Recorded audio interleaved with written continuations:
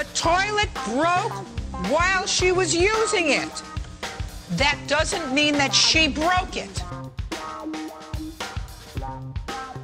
Number 10. Petty ex-friend sues for broken toilet. Sometimes things break. So, who broke it? I'm not mad, I just want to know. It's a natural part of life and something that everyone has to deal with. In this case, however, the plaintiff, Lisa, decided she'd rather have her ex-friend Barbara deal with it. According to your complaint, she went into the bathroom and she broke your toilet. She cracked it. You want her to pay for it. Yes, that's correct, Your Honor. After realizing Barbara broke her toilet by sitting on it, Lisa sued for damages.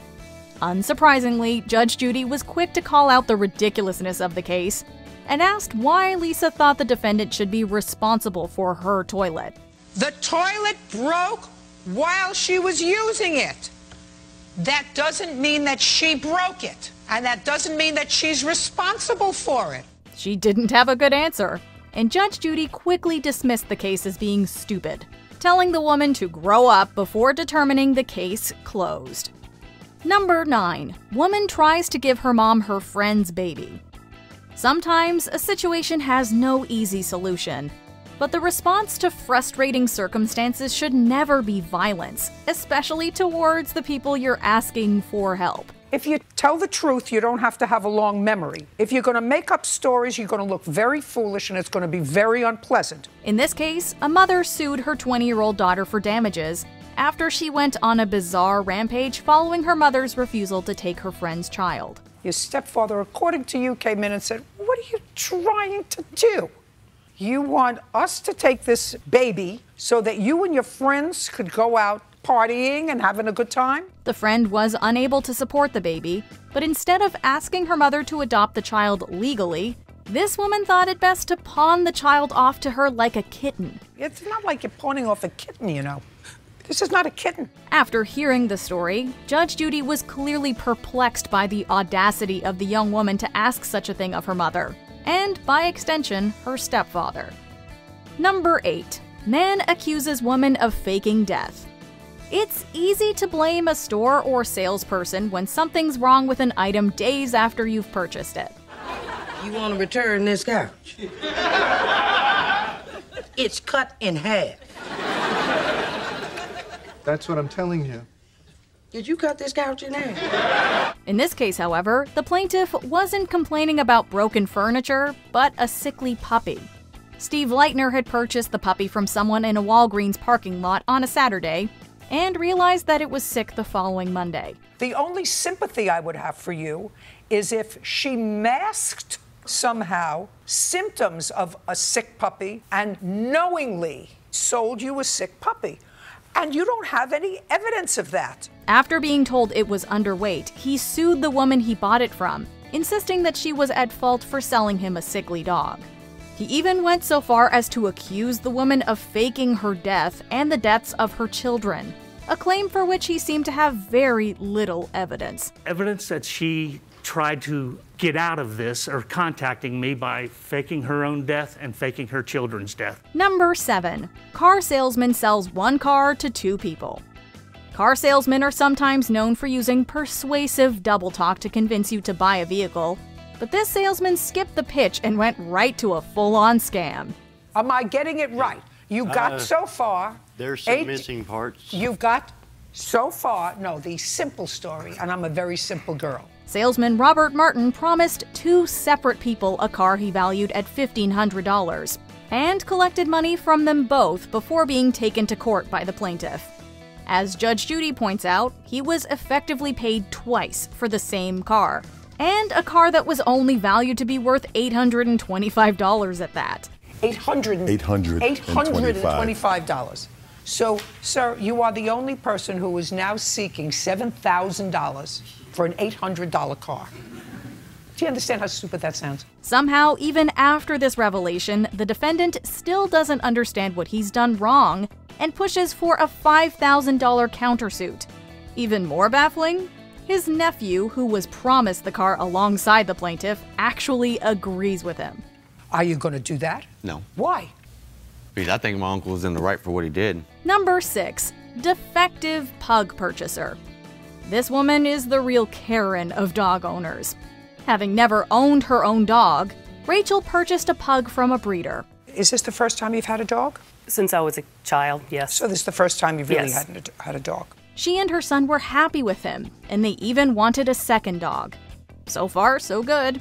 That is, until her vet told her that the dog had to be neutered, which she appeared to think meant the pug was defective. So they said I would have to have him neutered. I could not breed him. Well, they said to you it's a wise idea. Having wanted to breed the dog, she felt cheated and demanded her money back. Even stranger, she insisted she should get the money and the dog. So what you wanted was you wanted money back and the dog. Yes. She even went so far as to call the Attorney General. Judge Judy scoffed at the case, pointing out that a first-time dog owner had no business breeding a dog anyway. Number 5. Potbelly Pig versus Show Dog. To own a pet is to be responsible for its actions. So now you understand that you are totally responsible for the vet bills and the other expenses. This is a lesson the defendant, Lisa, learned the hard way when her pot-bellied pig escaped her backyard and bit the prized show dog of the plaintiff, Deborah. Interestingly, though, this is a case where both plaintiff and defendant acted pretty strangely. I came out and I wanted to take a picture of the pig with the dog because the last time it was on the property, my husband says, "Are you sure a pig was on our property?" Although most of the blame can be laid on Lisa and her unconventional pet, it's hard to overlook the fact that Deborah videoed her prized pooch sniffing at the unfamiliar animal for an extended period of time. She only reacted and pulled the Great Dane away when the dog was bitten by the pig. Hey! Hey! Seems like both could be better pet owners to their beloved animals. Number 4. Mustard Vandalizer. It's not uncommon for Judge Judy cases to revolve around the damaging of personal property. And it is your claim that all 3 of these defendants vandalized your car. Yes, Judge. What makes this case so unusual is that the defendants decided to vandalize a man's car with mustard. Prior to the condiment crime, Billy Dye had gotten a restraining order against his cousin, and allegedly quit the job they worked at together following her promotion. You were granted a protective order for 2 years. Yes. You were supposed to stay 300 feet away from him at all times, and you were supposed to refrain from exercising any contact with him, including through social media. Unfortunately, he still lived in the area and had to drive past his former workplace on the way to his new job. He said this is when she and 2 friends attacked, first with mustard and then with rocks. I have a picture showing that they squirted mustard all over my car. To make matters worse, the trio laughed throughout the entire trial and frequently interrupted both Judge Judy and the plaintiff. Hey! What part of be quiet don't you understand? Number 3. Johnny Rotten. Although Judge Judy often deals with cases between everyday people, occasionally a familiar face will appear on her show.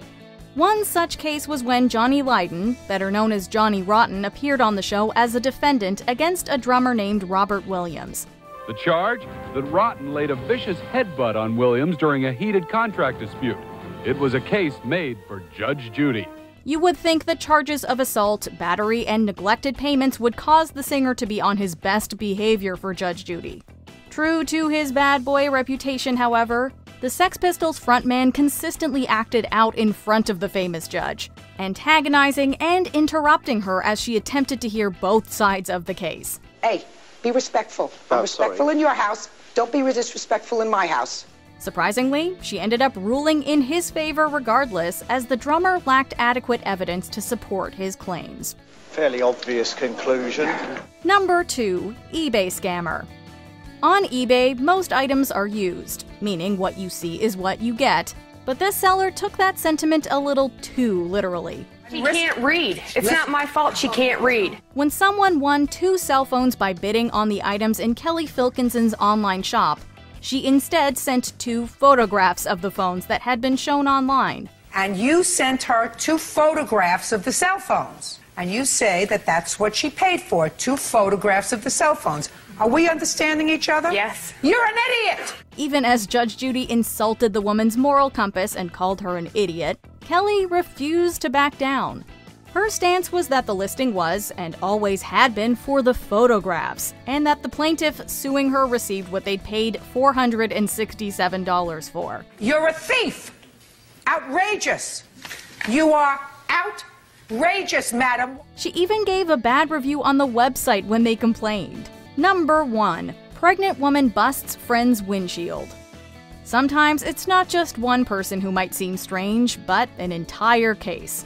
This episode saw 2 former roommates at odds when one of them moved out of their shared home. Because according to her complaint, she moved in there and about a week later, my friend passed away. Realizing she still had belongings there, Rosalind began blowing up her roommate Latana's phone and social media, a term Judge Judy was unfamiliar with, before giving up and enlisting the help of a friend to break in. Well, blowing her up on Facebook.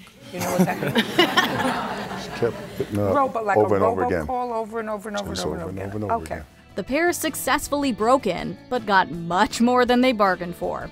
The then pregnant Latana allegedly emerged from the home naked, holding a knife and a stick and screaming, "I'm gonna kill you," before smashing the plaintiff's windshield. Are you freaking serious? You're gonna bust my windows out like that? All I'm trying to do is get my stuff. So she's like, "You gonna get out of here, I'ma kill you, I'ma kill you, I'ma cut you from ear to ear." Certainly a peculiar way to come at a burglar, but Judge Judy ruled in her favor anyway, deciding the break-in justified the unconventional defense. Did you enjoy this video?